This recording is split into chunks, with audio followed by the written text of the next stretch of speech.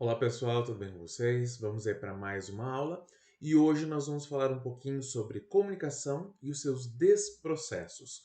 Por que desprocessos? Quando nós pensamos e falamos sobre comunicação, nós temos que entender que há um processo para que ela ocorra, porém, dentro deste processo também há algumas questões, algumas ações, atitudes que vão atrapalhar o processo de comunicação, o que nós vamos chamar então de desprocessos. Dando sequência aí, a gente vai iniciar pelas funções da comunicação. A gente vai retomar um pouquinho daquilo que a gente até pincelou já na aula passada. Quando a gente fala sobre as funções da comunicação, nós vamos pensar em 4 pontos distintos. Primeiro, a comunicação ela tem uma função de controlar, motivar, expressar emoções e informar o sujeito sobre algo. Quando nós falamos do controle, nós falamos então do poder que a comunicação tem de direcionar as ações de alguém. E quando nós falamos sobre o controle, nós entendemos então, por exemplo, as leis, os direcionamentos, os combinados, as regras, que é uma forma de comunicação e que vai gerir o comportamento, né, de si ou de outro. Quando nós falamos do processo de motivação, nós estamos falando então da capacidade de nós motivarmos, direcionarmos o outro ou a nós mesmos, né, dentro desse processo de comunicação, a fazer algo melhor, a ter mais qualidade nas suas atividades, a ter mais disposição para realizar algo. Isso é o que nós vamos chamar de motivação, que pode ser interna ou externa. E quando nós falamos de expressar emoções, nós estamos falando literalmente de conseguir comunicar, fazer o outro compreender aquilo que nós sentimos, aquilo que nós estamos passando. Claro que nem todos os ambientes de trabalho possuem uma abertura para que isso ocorra.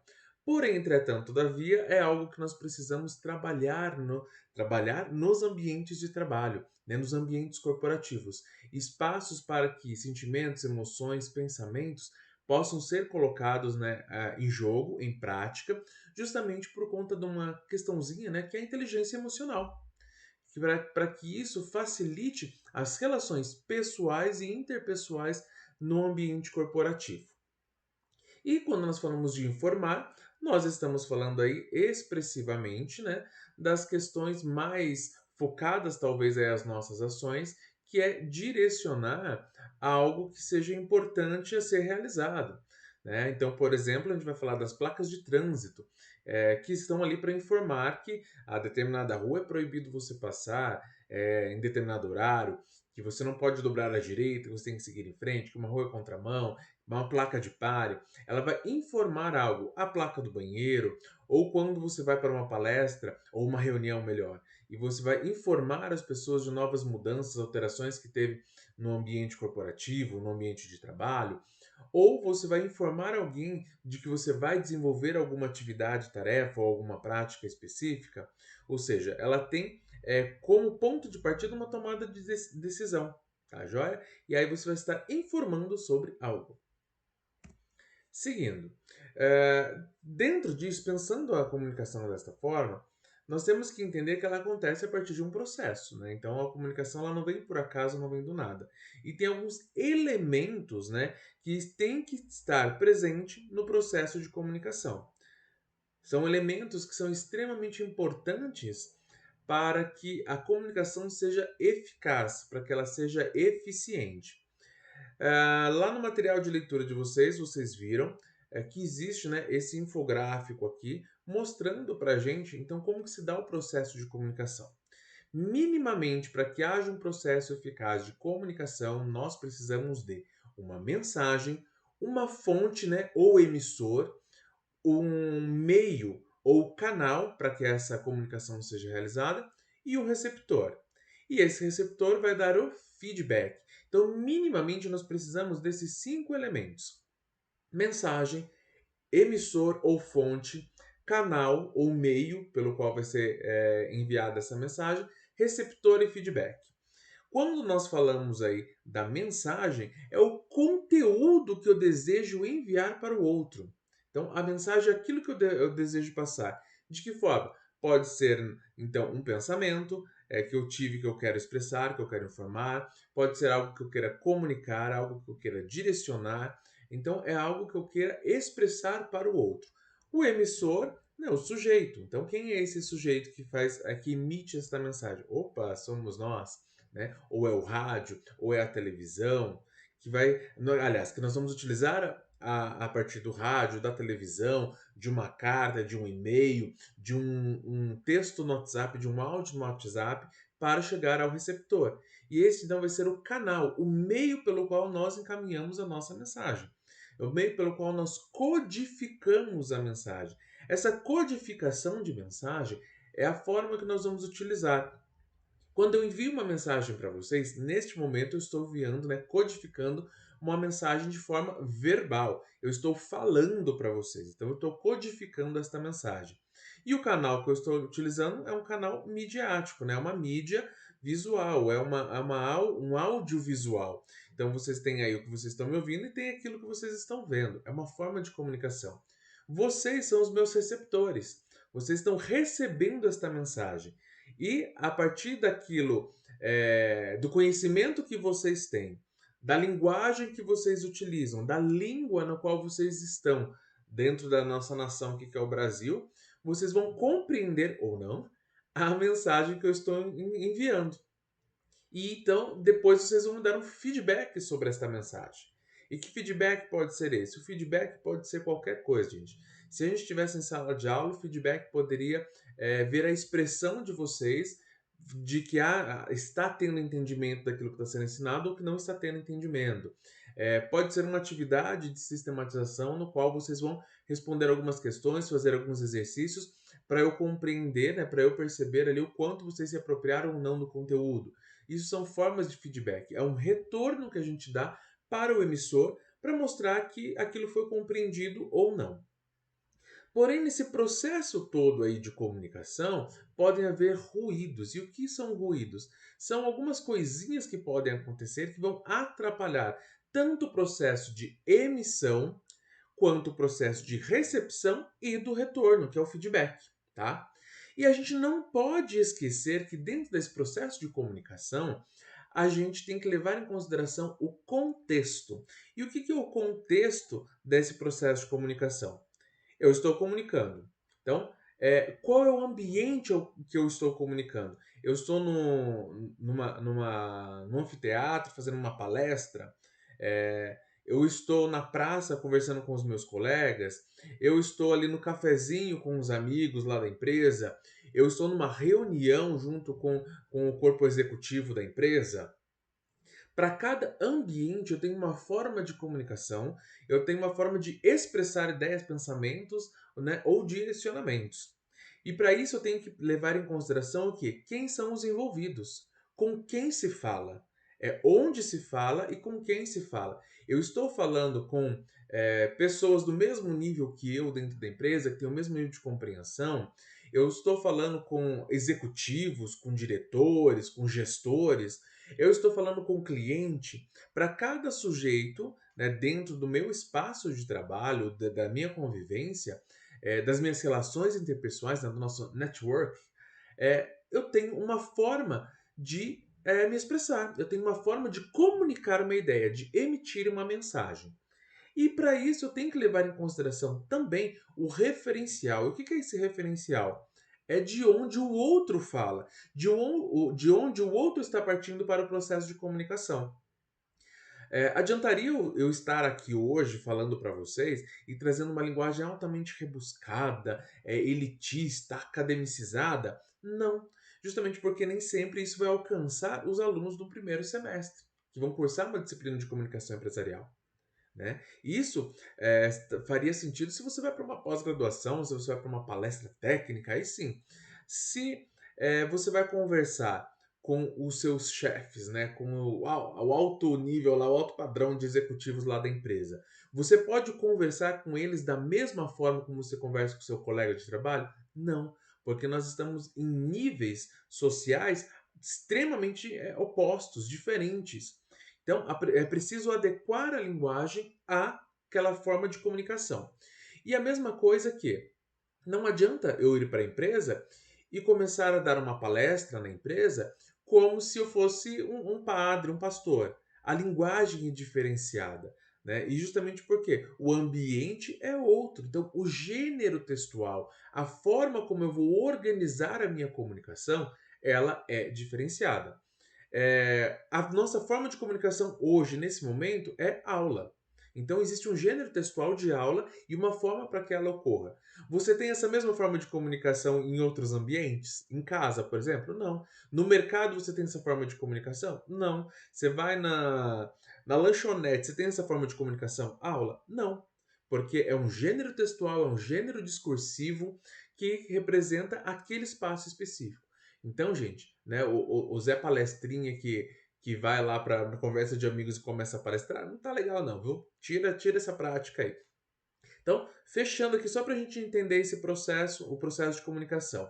Então, nós temos uma mensagem, nós temos um emissor, que é aquele que vai codificar essa mensagem a partir de um meio, de um canal que ele vai escolher. Então, vamos lembrar lá. Pode ser um e-mail, pode ser uma mensagem WhatsApp, pode ser um áudio, pode ser o rádio, pode ser a televisão, pode ser uma carta, pode ser o que for, né? Pode ser uma expressão facial, pode ser uma comunicação não verbal a partir de gestos, placas, desenhos, né, signos gráficos e infinitas possibilidades.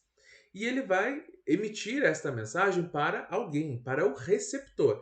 Esse receptor vai receber esta mensagem, decodificar a partir do seu conhecimento sobre aquilo e dar um feedback ao emissor, né? Para que demonstrar ali a sua compreensão ou não daquilo que foi, da mensagem que foi enviada. No caso, nosso exemplo aqui, ó, tá falando, comunicando da chuva, ele decodificou o que é a chuva e ele tá falando, opa, então eu preciso de um guarda-chuva para me lidar com a chuva. É isso mesmo. Porém, nesse processo pode acontecer, né, os ruídos que a gente não pode esquecer. E quais são esses ruídos, né? O que acontece se há ruídos na comunicação? Esses ruídos eles podem gerar barreiras para a compreensão, né, desta comunicação. E aí essa comunicação não vai ser eficaz. E esses ruídos, gente, ele pode estar tanto relacionado ao emissor quanto ao receptor. Dentre assim, os principais ruídos que nós temos, porque temos uma infinidade de coisas que podem atrapalhar e dificultar o processo de comunicação, nós vamos trabalhar com aí 6 ideias principais, que é a filtragem, a percepção seletiva, a sobrecarga de informação, as emoções, a linguagem e o medo de comunicação. Quando nós falamos do processo de filtragem, é aquilo que muitas vezes os chefes ou pessoas que estão no nível hierárquico um pouco maior vão fazer assim, que eles recebem a informação, eles vão reter algumas informações e vão passar para o receptor somente aquilo que ele acha que é necessário, né? Então, aquele que emite a mensagem, ele omite algumas informações que talvez poderiam ser importantes até para o receptor conhecer. Um exemplo para a gente tentar compreender é como se fosse o filtro ali. Eu vou colocar um monte de coisa ali, água misturada com várias coisas, ou seja, várias informações, porém, né, nessa filtragem que tem, eu só levo a água. Mas e as outras coisas que ficaram por lá? Talvez elas também fossem importantes. E isso pode dificultar, né, o direcionamento de algumas tarefas, por exemplo. Porque a pessoa, o receptor, ele pode ter uma informação incompleta, não compreender completamente o todo, olhar para o todo da necessidade que ele tinha de fazer algo, e ter ali uma prática que não seja condizente com o que se esperava dele. Então, esse é o primeiro processo, né, o primeiro ruído no processo de comunicação, que é a filtragem. E a percepção seletiva? A percepção seletiva é muito próxima, muito parecida com a filtragem. Porém, na filtragem, é o emissor quem omite informações. Na percepção seletiva, é o receptor que ouve somente aquilo que ele quer. É aquele que, numa reunião de negócios, né, numa reunião de grupo lá do seu setor, ele não está atento ao todo. Ele só está atento àquilo que diz respeito, entre aspas, somente à função dele. Porém, ele esquece que nós trabalhamos num contexto coletivo e que muitas vezes a minha ação interfere na ação do outro. E por isso ele só presta atenção naquilo que é dele, que seria só dele, e não presta atenção no todo. E com isso ele perde informações. E essa percepção seletiva ela pode estar direcionada por N possibilidades ou N motivos, né? Então pode ser por motivações pessoais, por motivações, né, de trabalho, laborais, pela experiência que o sujeito tem dentro daquele contexto, pelo seu histórico, pelas suas vontades, pelo seu desejo de estar ou não naquele espaço, naquele lugar, naquele momento, ou de receber naquele tipo de informação. Aí é que nem a gente faz quando a gente era criança, né, e o pai, a mãe ia vir brigar com a gente, né, o professor. A gente aí, nesse momento, a gente tem uma audição seletiva. A gente só ouve aquilo que interessa, só ouve aquilo que a gente quer. Ou mesmo quando acontece, né, com o namorado, com a namorada, com o esposo, com a esposa, a gente só ouve aquilo que a gente quer, né? As outras coisas a gente deixa de lado. Só que daí quando a gente precisa dar um feedback, um retorno sobre aquilo, a gente não consegue, né? Então, a percepção seletiva é algo que atrapalha o processo de comunicação e pode trazer grandes conflitos, né? Aí o pessoal nos seus relacionamentos amorosos que o diga, né? Voltar não, né, gente? Vamos dar sequência. Mais dois ruídos aí para a gente pensar: a sobrecarga de informação e as emoções. Quando nós falamos da sobrecarga de informações, é justamente quando você tem muitas pessoas mandando, muitas pessoas direcionando, ou né, uma mesma pessoa que traz uma demanda muito grande de informações. E aí a pessoa, o receptor, ele não é capaz de lidar com todas aquelas informações, com todos aqueles conteúdos. Porque pode ser muito, podem ser muitos conteúdos, ou muitas vezes o sujeito não consegue lidar com tantos conteúdos ao mesmo tempo, né, de uma vez só. Então ele precisa, para ele é necessário que se divida em partes o trabalho ou as informações. E isso é importante para nós pensarmos. Não adianta eu passar as informações todas de uma vez só. É importante sempre colocar por etapas, né? Por níveis hierárquicos. Vamos sempre do menor, né? Do menos elaborado para o mais elaborado. Porque essa sobrecarga de informação faz com que a gente perca informações no processo, perca informações no caminho. E aí chega no final a gente não consegue dar o feedback esperado. Um exemplo grande que a gente tem aqui, lembra quando a mãe mandava a gente no mercado e dava aquela lista gigante para a gente comprar? E aí você não fazia as anotações? Aí quando você chegava lá, você esquecia de levar o alho, esquecia de levar o tomate? Quando você voltava para casa e a mãe brigava? É justamente isso que acontece. Ou quando ela vem, uma pessoa vem e te enche a cabeça de um monte de coisa e aí você não consegue prestar atenção em nada? Ou consegue prestar atenção em apenas um detalhe? Aí a gente está falando de sobrecarga de informação e a gente está falando da percepção seletiva, né, de algo que realmente nos chamou a atenção naquela fala. E as emoções? As emoções é algo que atrapalha extremamente aí o nosso processo de comunicação. E por que ela atrapalha? Atrapalha porque, dependendo da forma como nós estamos, naquele momento, naquele dia, o nosso espírito, a nossa aura vai estar naquele momento, naquele dia, é a forma como nós recebemos algumas informações. Se eu estou bem, se eu estou feliz, se eu estou motivado, se eu estou confortável, eu receber algumas informações, as pessoas virem se comunicar comigo, é algo que vai ser tranquilo. Porém, se eu estou triste, né? Se meu cachorro morreu, se aconteceu alguma coisa, ou porque eu não estou bem naquele dia, porque ninguém está bem todos os dias, talvez eu não consiga ter uma atenção focada, uma atenção sustentada nas informações que as pessoas queiram me passar, né? Então, nesse processo de comunicação, ele vai ser falho, ele vai ter ruídos, ele vai ter ali barreiras para que haja uma compreensão plena. E da mesma forma, essas emoções elas podem ser motivadas também pelo emissor. Porque se o emissor, dependendo da forma como ele for passar a informação, sabe quando você está com raiva, aí você fala pelos cotovelos, mas você não consegue falar nada com nada? Você não consegue deixar claro aquilo que você espera? Você não consegue deixar claro aquilo que você quer? Então, é justamente isso. Então, sempre no processo de comunicação, nós temos que tentar controlar as nossas emoções, sejam elas tanto positivas quanto negativas, né? Porque é uma pessoa muito feliz também, muitas vezes enche o saco, né, minha gente? A pessoa muito feliz, ela tá tão preocupada com a felicidade dela que ela esquece de deixar claro, de deixar as coisas de forma clara, objetiva para o outro que está recebendo a mensagem. E aí os dois últimos ruídos da comunicação, que é a linguagem e o medo de comunicação. A linguagem nós até vimos já um pouquinho na aula passada, né? Que é a questão que quando a gente fala da linguagem é a forma de comunicação, é aquilo que nós utilizamos, né, para expressar os nossos pensamentos, os nossos sentimentos e as nossas ideias. Então é a forma como eu me comunico. E a gente viu que determinados lugares têm formas de linguagem diferentes que nem todos os lugares têm a mesma forma de comunicação, né? A mesma linguagem. Então, isso está relacionado tanto à linguagem verbal, à linguagem escrita, à linguagem, aliás, verbal oral e verbal escrita, ou também linguagem gestual, né? As placas. Então, nós temos diferentes formas de comunicar algumas coisas. Aí, como, por exemplo, o desenho que eu trouxe pra gente ver, né? E aí, mano? Pra ele, mano, não é mano de irmão, de amigo, né? O cara ali que tá do seu lado. É mano de mão, né? Uma mano. E o brother ali, pra ele, então, pro outro pode não fazer sentido. Lembrando que a linguagem, ela tem as suas características regionais, locais e culturais, né? Socioculturais. E o medo de comunicação, que aí é aquele friozinho na barriga, né, que a gente tem. E aí vai um detalhe que não sei se vocês sabem, mas aquele friozinho na barriga que a gente tem, na verdade, é uma descarga de noradrenalina que nós temos no corpo quando a gente tem medo e faz a paralisação do movimento peristáltico do nosso intestino, né? Então, seu cocô para no intestino. Por isso que você sente aquele friozinho, viu? E principalmente quando você está apaixonado por alguém que dá aquele friozinho na barriga, aquele gelo. É justamente isso, gente.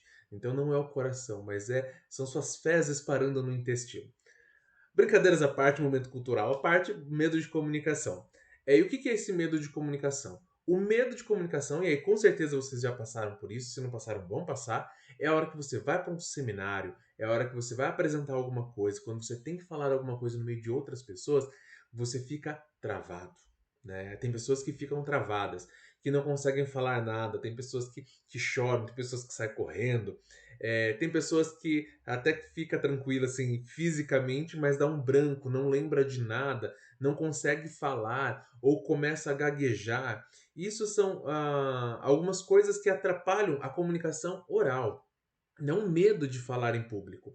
Mas também tem pessoas que têm medo ou dificuldade de escrever aquilo que ela está querendo, né? As ideias que ela tem ali na cabeça. E justamente por quê? Medo do que o outro vai pensar sobre a escrita dela, medo de escrever errado, medo porque a sua letra, talvez ela ache que a letra dela é feia, que ninguém vai entender. E isso pode impedir e atrapalhar a comunicação, tanto oral quanto escrita, tá? E isso a gente vai trabalhar na nossa disciplina. Só lembrando vocês, a gente vai falar sobre comunicação oral também, né? Os gêneros discursivos orais. Que, aliás, eu adoro trabalhar nessa perspectiva, porque a questão da fala, né, dessa comunicação oral, é uma das coisas que me interessa bastante. Mas vamos seguir, né? Tem outras barreiras também que atrapalham, então, esse processo de comunicação. E que outras barreiras são essas, minha gente? Primeiro, o conteúdo da comunicação. Ó, ficou um ozinho cortado ali, gente, mas não liga pra ele não, tá? Tá me incomodando aquele ozinho cortado ali da comunicação, mas não liga pra ele não, olha pra ele. Outras barreiras que a gente tem também aí no processo de comunicação. Questões relativas ao gênero, classe social, nível acadêmico, hierarquia, né? Isso de quem emite, né, do emissor, quanto do receptor da mensagem.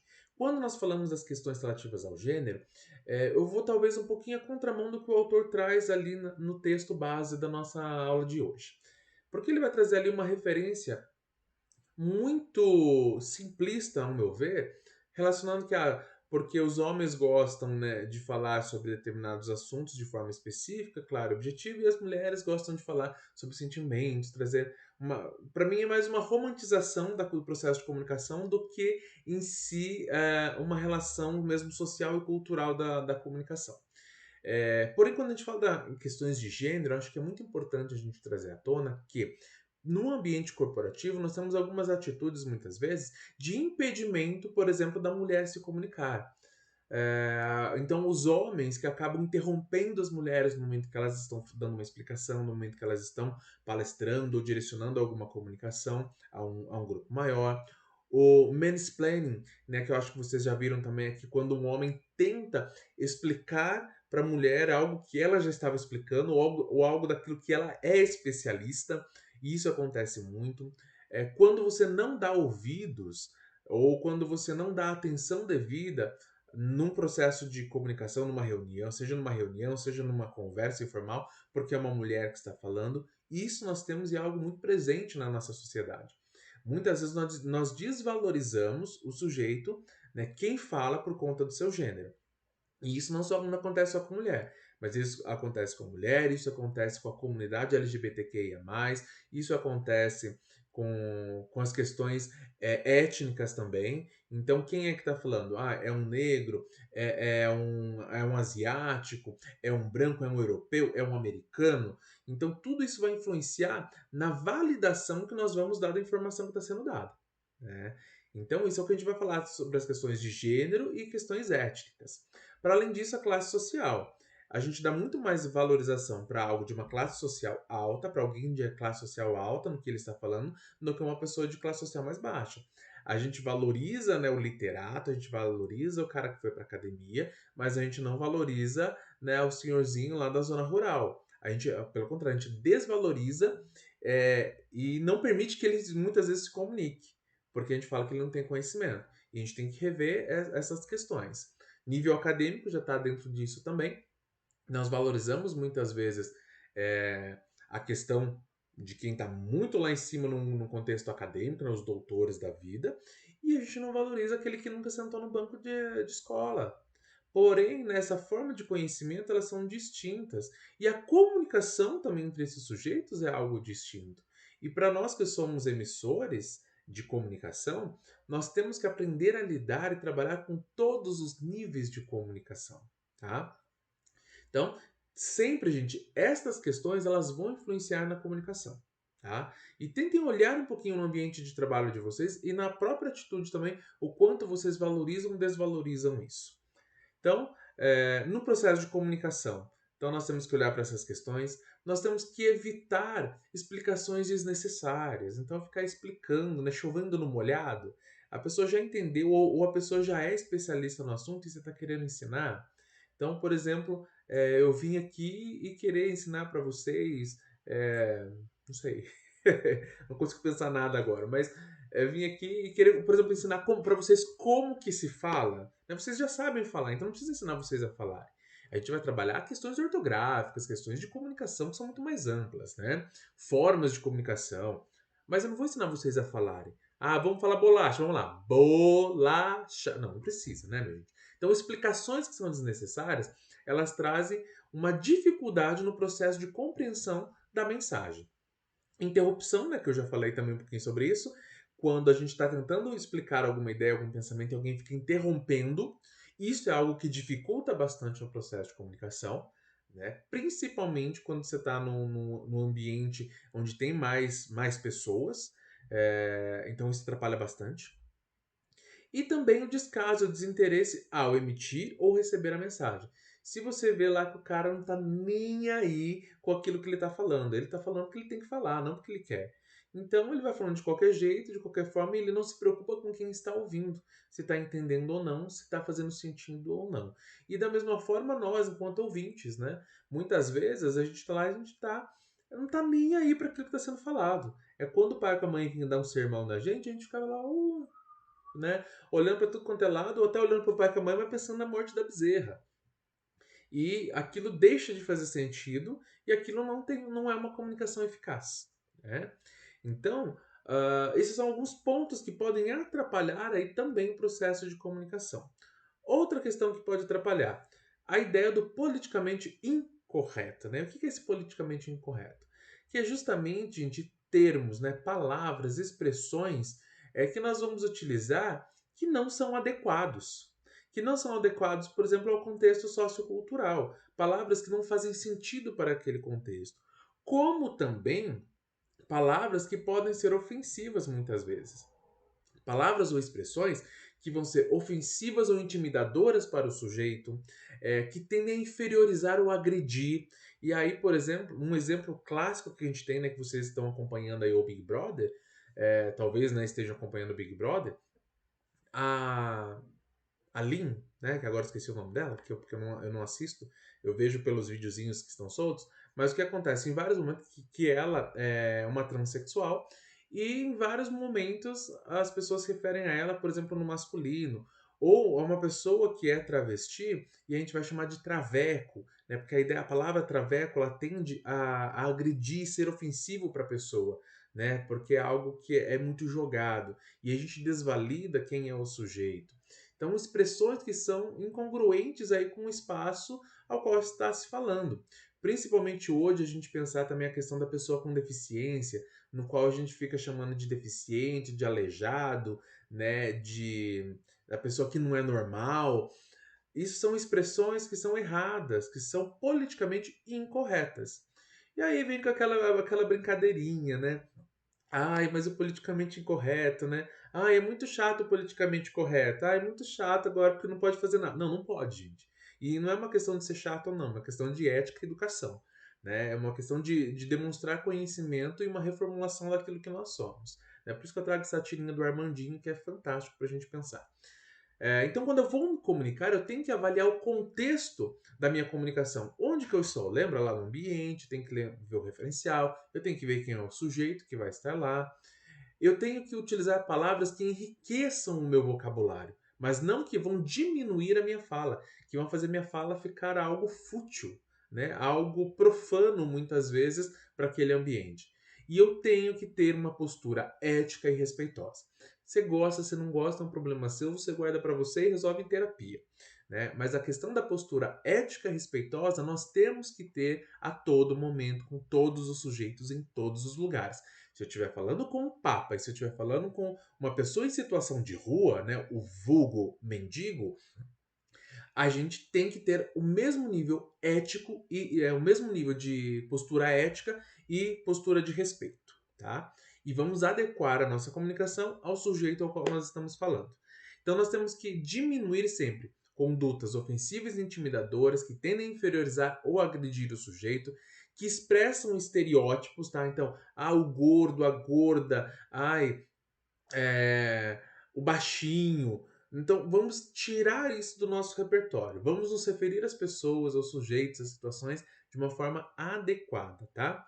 E tirar, então, todas essas palavrinhas, expressões e conceitos que são socialmente incorretos. E isso vale para a gente pensar as questões da terminologia. É utilizar terminologias adequadas. O que são terminologias? São palavras que representam um determinado grupo de ideias, pensamentos ou área distinta de estudo. Então, dentro da administração, dentro da área de gestão de recursos humanos, quais palavras comportam, né, o meu comportamento? Quais palavras dizem respeito à minha área de atuação? E que outras palavras eu posso utilizar muitas vezes como um sinônimo? E aí tem um exemplo no nosso material de estudo que é lá: morte, lixo, cotas e mulheres. Que outras palavras eu posso utilizar para modificar essas palavras que muitas vezes podem ter um sentido pesado quando nós falamos, dependendo do contexto que está sendo utilizado. Então, por exemplo, ao invés de morte, vamos usar resultado negativo para o paciente. Né? Você tira um peso grande que tem ali. Lixo, ao invés de falar lixo, vamos colocar material de sobra pós-consumo. Olha que bonito isso, né? Cotas, equidade educacional, mulheres, pessoa do sexo feminino. Isso é importante não só para a gente mostrar que nós temos um vocabulário mais enriquecido, mas que nós temos pleno domínio sobre o conceito da palavra que nós estamos utilizando e a ideia que eu quero expressar. Até mesmo porque já pensou se você pega um texto, um relatório, que a todo momento aparece lá lixo, lixo, lixo, lixo, lixo, lixo? Nossa, é cansativo, é um texto pobre, empobrecido, né? Literalmente falando, né? No contexto de organização textual. Então, nós sempre vamos utilizar sinônimos para nos referirmos a algo. Porém, né, eu sempre falo que o sinônimo a gente tem que utilizar com moderação. E por que com moderação? Gente, se existem duas palavras com o mesmo significado na língua portuguesa, uma delas é desnecessária. Então, se eu tenho duas palavras distintas, elas têm conceitos diferentes, elas têm ideias diferentes. Elas, em até certo momento, elas podem se aproximar no seu conceito. Porém, elas têm ideias diferentes, tá bom? Então, sempre a gente tem que tomar um grande cuidado com o sinônimo, porque a palavra, gente, ela institui. Lembra que a gente viu na aula passada lá com Foucault e com Bakhtin? A palavra ela institui. A palavra da vida é a palavra da morte. A palavra traz a vida, a existência. A palavra traz a existência. E não é uma questão só mítica, religiosa, não, porque é a palavra quem direciona. né? Se eu posso falar hoje aqui computador, quando eu falo computador, todo mundo aí entende o que é computador. E por quê? Porque eu estou trazendo à existência algo a partir da palavra. Então, a gente tem que tomar um grande cuidado com essa ideia de sinônimos, tá? Quando eu vou procurar uma palavra que me representa no processo de comunicação, eu tenho que saber o conceito dela, então, que ideia que ela expressar, o que ela representa, porque isso torna a minha comunicação muito mais elaborada. Mas, porém, entretanto, todavia, né, nós temos que tomar um grande cuidado também com o que eu chamo, né, e aí dentro da minha fala, mas do meu processo de comunicação com vocês, cuidado com a gourmetização. O que é essa gourmetização? Hoje tudo virou gourmet, né? Aí tem um hambúrguer gourmet, salsicha gourmet, hambúrguer gourmet, ovo gourmet.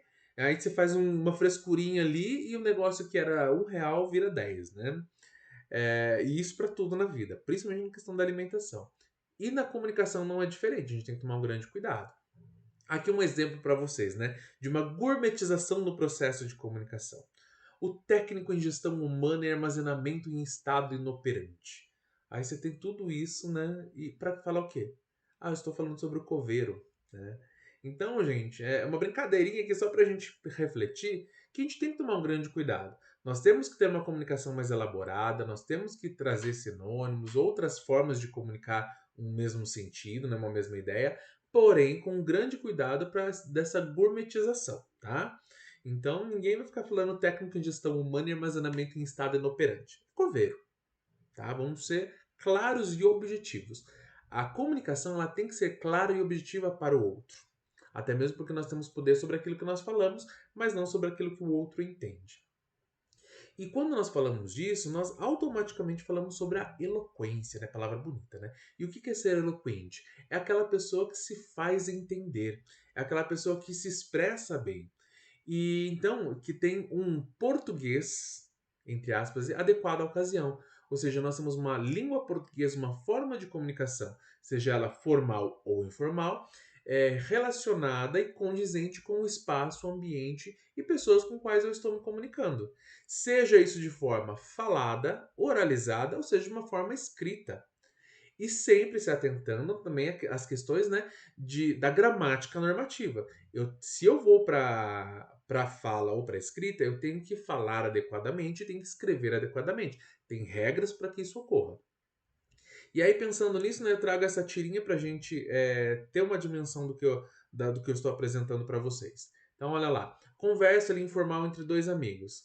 Ricardo, eu estou desolado com o rompimento entre mim e Luciana. Sinto-me prestes a entrar em estado de desequilíbrio.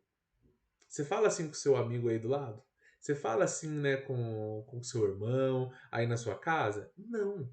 Isso é uma fala altamente culta, que vamos deixar para lugares, momentos propícios para tal. Por exemplo, no momento lá que vocês se formarem. Olha que delícia, né? A gente tá no primeiro semestre já pensando lá na formação final, né? Mas lá no momento em que você vai palestrar, fazer a sua oratória, né, representando a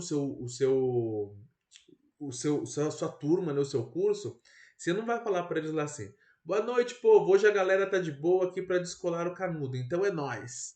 Você não vai ter essa postura, porque aquele ambiente demanda uma fala muito mais elaborada, demanda uma comunicação mais culta, dentro dos padrões mais canônicos de comunicação. Diferente da fala com o nosso colega ali, que aí a gente come todos os R's e S's, a gente fala gíria, a gente fala pela metade. Então nós vamos ter uma postura, uma forma de comunicação que é diferenciada. Isso faz ser melhor ou pior do que a outra? Não, vai ser diferente, num contexto social diferente, tá? E a comunicação multicultural, que nós já comentamos também em vários momentos aí da nossa aula e da aula passada, que são palavras, expressões, gestos que vão comunicar então ideias e pensamentos que dizem respeito àquele grupo social específico, àquela região, àquele lugar, aquele local. E muitas vezes, né, uma palavra ela pode ter significados diversos, tanto de forma positiva quanto de forma negativa. Então nós temos que tomar um grande cuidado e avaliar o contexto, o local da nossa comunicação e os sujeitos ao qual nós estamos nos comunicando. Então, um exemplo, mais uma vez, o Armandinho aí, né? Então, para mim pode ser uma porção de aipim. Ah, eu aceito mandioca, por favor. Ah, vou querer uma de macaxeira que eu adoro. Né? E se a gente for ver, aipim, mandioca e macaxeira é tudo a mesma coisa. Que para nós aqui, para nossa região, é a mandioca. Né? Mas outras regiões vão trazer outras nomenclaturas. Então, quando no processo de comunicação, é extremamente importante o quê? A adequação linguística. E o que é essa adequação linguística? É quando eu presto atenção a ao contexto então de comunicação. E aí eu vou ter uma percepção maior sobre o interlocutor, né? Com quem eu estou falando, então quem é esse sujeito e quais as demandas que ele tem para que haja uma comunicação eficaz. Qual é a situação de comunicação com esse sujeito? Ou seja, é uma situação formal? É uma reunião? É uma palestra? É um encontro com um juiz, com um advogado? É um ambiente formal escolar, né? Uma faculdade, uma escola? Ou é um ambiente informal? É o cafezinho, tô sentado na calçada conversando, é uma conversa de bar, onde você sai com seus amigos. Então, qual é a situação em que essa comunicação acontece? E qual que é o assunto? Que assunto eu vou tratar com esse meu interlocutor? Que informações que eu vou passar para ele? Né? Que forma de comunicação, então, eu vou utilizar? Eu vou escrever uma carta? Né? Para que uma pessoa que está do seu lado, você vai escrever uma carta para ela? Não, você vai fazer uma comunicação oral, você vai conversar. Né? Se eu vou escrever um relatório para o meu chefe, como que eu vou escrever este relatório? Tem um padrão, tem uma forma, um formato. Ele é formal ou informal? Que termos que eu posso utilizar ou que eu não posso utilizar? E aí, mano, tudo bem? Eu posso colocar isso no meu relatório? Não. Né? No relatório, não. Mas eu posso falar assim de uma maneira informal? Posso. E tá tranquilo? Tá tranquilo. Tá tudo bem. E o ambiente, então, né? Local de comunicação. É numa festa? É no escritório? Porque, de acordo com o ambiente, é a forma que eu vou colocar o meu gênero discursivo. É a forma como eu vou colocar em prática a comunicação. É o jeito que eu vou utilizar para me falar, para falar. E aí, voltando aqui para a gente entender, é justamente isso aqui, ó. Se eu estou numa roda de conversa com um amigo, eu não vou utilizar uma fala altamente formal. Da mesma forma que se eu estiver lá numa formatura, numa reunião, eu não vou utilizar uma forma coloquial, né? Uma forma mais solta de se comunicar. Então, isso é o que nós chamamos de adequação linguística. E ela é extremamente importante. E nós fazemos muitas vezes ela de forma automática, né? Porque eu não falo com o meu irmão, com o meu amigo, da mesma forma como eu falo com o meu chefe. É totalmente diferente. Né? Eu vou pensar mais nas palavras, na forma como eu vou me comunicar e por aí vai. Né? E aqui, né, pensando para a gente fechar essa ideia da adequação linguística também, compreender, né, de uma forma mais sustanciosa, é a gente adequar a linguagem, então, ao sujeito, ao local, ao momento e ao assunto que está sendo tratado. Então, aqui, ó, discutindo a relação aí, a DR, né, a famosa DR. Então, acorda, Armando. Você não sabe que o amor é como uma flor? Se não for regada e bem cuidada, ela murcha e morre? Ah, ali o Armando, né? Hã? Né? Tipo, o que você está falando? Não estou entendendo. E aí ela vai fazer uma adequação linguística, trazer essa comunicação para um nível de informação do que ele entenda, de uma forma, linguagem que ele entenda. Então, o amor é como o motor do carro, Armando. Se não trocar o óleo e não cuidar da mecânica, uma hora ele não funciona mais. Ah, agora sim entendi, né? E olha só, ela trouxe a mesma ideia? Trouxe a mesma ideia. Ele compreendeu a mensagem? Compreendeu a mensagem. Então essa comunicação foi eficaz no segundo quadrinho? Foi extremamente eficaz. No primeiro quadro ela foi eficaz? Não foi eficaz. Então, minha gente, isso faz a gente pensar o quê? Que antes de você, né, ter uma DR aí com seu cônjuge, com seu parceiro, com sua parceira, né, veja se a linguagem que você está utilizando ou que o outro, né, está utilizando está adequada nesse processo de comunicação. Às vezes eu falo A, o outro entende B. Então eu tenho que falar de uma forma que o outro entenda. Né? E muitas vezes não é o outro que tem que se adequar à minha forma de linguagem. É o emissor que tem que se adequar à mensagem, a forma de comunicação, o meio de comunicação, né, para o outro, para facilitar o processo de comunicação, de compreensão. Certo? Então, isso é só para a gente pensar. Ensinamentos para a vida aqui, viu, gente? Que não é só conteúdo acadêmico, não. Então, e canais de comunicação? né? Tem formas, tem alguns canais que são formas, então meios de comunicar que vão ser mais eficientes ou menos eficientes, dependendo do contexto, dependendo da quantidade de informações, né, que eu desejo trazer. E aí, dentro então dessa comunicação organizacional, a gente vai ter o quê? Canais pouco ricos de informações, né? Ou seja, canais que são muito mais rápidos, mas que têm uma quantidade menor de conteúdo informacional, tem uma quantidade menor de informações. E aí, como é algo que pode ser mais rápido, mais sucinto, eu vou utilizar meios que são mais sucintos. Então, canais pouco ricos, a gente vai utilizar relatórios, boletins formais, que são instrumentos mais curtos, né, de elaboração e de envio de uma mensagem, de uma informação. Memorandos, cartas, circulares, avisos, bilhetes, é algo que a gente pode fazer de forma mais corriqueira. Conforme a maior demanda, né, de informações, eu preciso também adequar esses meios. Se eu tenho uma informação de uma mudança muito grande de rotina, de atividades, eu não posso só mandar isso por memorando, por uma circular. Eu preciso fazer uma reunião, né, muito mais complexa, muito mais ampla, onde a gente distribua, né, destrinche, vai destrinchar então aquelas informações. Então eu vou, por exemplo, para um discurso ao vivo, para uma videoconferência, eu vou para uma reunião muito mais elaborada. Então eu tenho que adequar também a minha mensagem, aliás, a minha comunicação ao nível e grau de dificuldade da minha mensagem. A quantidade de conteúdo e informação que eu estou passando por aquele meio de comunicação, certo? E é dessa forma que eu defino qual meio eu vou utilizar. E quando eu penso nessa questão da comunicação, eu não posso esquecer que essa comunicação ela é direcional. E essa comunicação ela tem três formas de direcionamento: o ascendente, descendente e lateral. Quando eu falo da comunicação, né, ascendente, eu estou falando da comunicação que acontece do meio mais popular, né, de uma empresa, de uma organização, para, né, os canais hierárquicos maiores. Então, quando sai lá da produção, é quando sai do pessoal do chão de fábrica ali mesmo, para os seus chefes, para os coordenadores, para os diretores, para os executivos. E isso pode ser por meio de um relatório que foi solicitado sobre algum serviço, um feedback de alguma atividade específica, uma forma de comunicação lá de ideias, né? Então, aqueles papéis que muitas empresas têm, né, de reclamações, de sugestões que você pode fazer.